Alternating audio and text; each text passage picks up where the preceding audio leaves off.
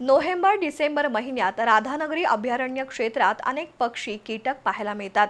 विशेषतः फुलपाखरांच्या आणि पतंगाच्या अनेक प्रजाती दिसून येतात।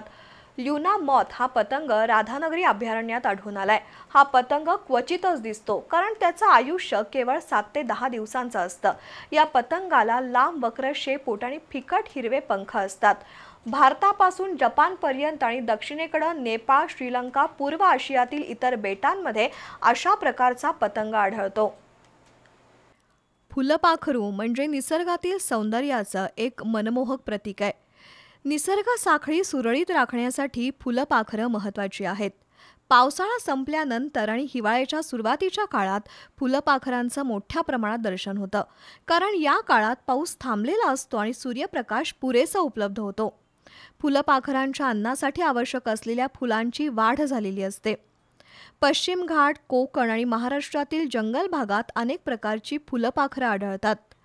पतंग हा सुद्धा फुलपाखरांच्या प्रजातीचाच एक प्रकार म्हणता येईल। पतंगावर 4 डोळ्यांचे ठिपके आणि मोहक रंग असतात। मात्र पतंग अतिशय नाजूक असल्यानं त्यांना स्पर्श केल्यास ते मृत होतात। राधानगरी अभयारण्यात नुकताच ल्युना मॉथ या प्रजातीचा पतंग पाहायला मिळाला। वास्तविक हा दुर्मिळ पतंग आहे, कारण या पतंगाचं आयुष्य केवळ 8 ते 10 दिवसांचं असतं आणि तो रात्रीच्या वेळेस विहार करतो।